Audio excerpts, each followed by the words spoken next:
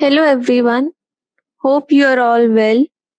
In today's learning session, that is learning session number 6, we will continue to study more about the new project options in Storyline 360 software. So let's begin.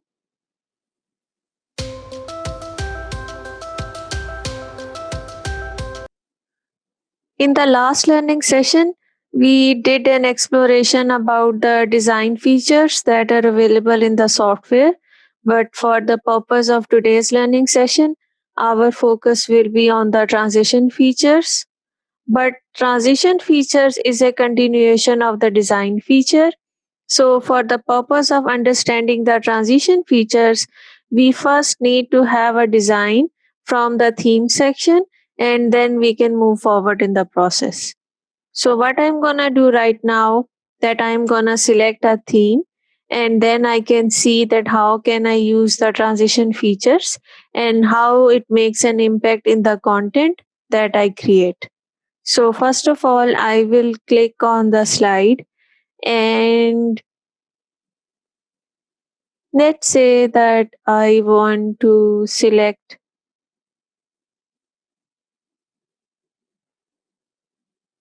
this one. So now I have a theme that I have selected and I can now go to the transition tab. So when we come to the transition tab, we can see that we have transitions to this slide and there are a lot of options that are available. And then if I want to select an option, and let's say if I want to select random bars, so now it has taken an effect, but I can only see it if I can preview it.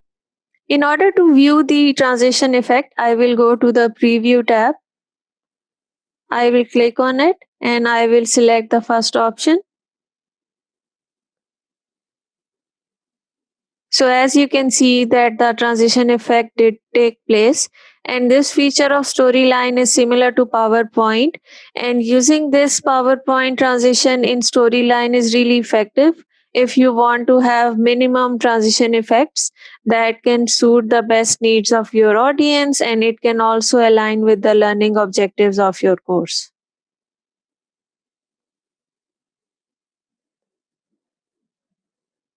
So the second major option is that we can select an effect option.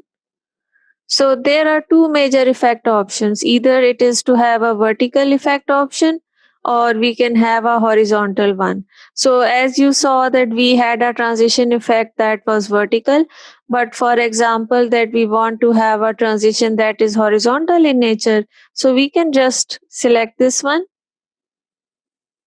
and then we can go to the preview tab again and we can go to the slide option. So now as you saw that we had the same transition but in a different alignment. So this is a very good way if you want to have a quick change in the effect of the transitions during your course design. Another option is that I can select the duration of my transition. So there are two options to decrease or increase the duration of the transition. I can select the drop down arrow in order to decrease the time, and I can also increase the time of the duration by clicking on the upward arrow as I am doing right now.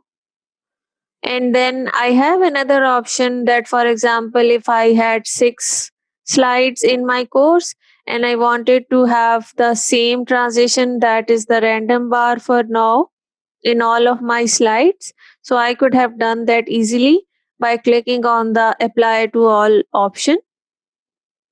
The last option is that I can preview my course and I can also preview the transition effects I have. So as we saw today that I did two types of transitions, one horizontal and one vertical, and I was able to preview them, and before making a final decision I was able to see it myself as a learner. So it's always a good idea to preview your course yourself before sending the link to the subject matter experts or your lead supervisors, so that if you see any minor glitch you can do it and you can fix it before sending the published link to your respective fellows and peers and all those who are concerned in the instructional design processes. And then we have this sweet option of publish. So when you have done your preview and you had your 360-degree feedback, you can always publish the course and you can select whether you want it to be published in Scrum compliant or you want to publish it in AICC. And we will have a detailed learning session about these options as we move forward in the process. So this was all for today's learning session.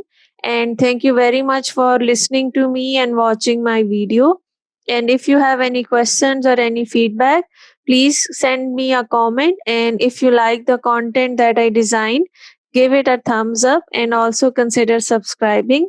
Thank you so much. Stay safe and bye bye.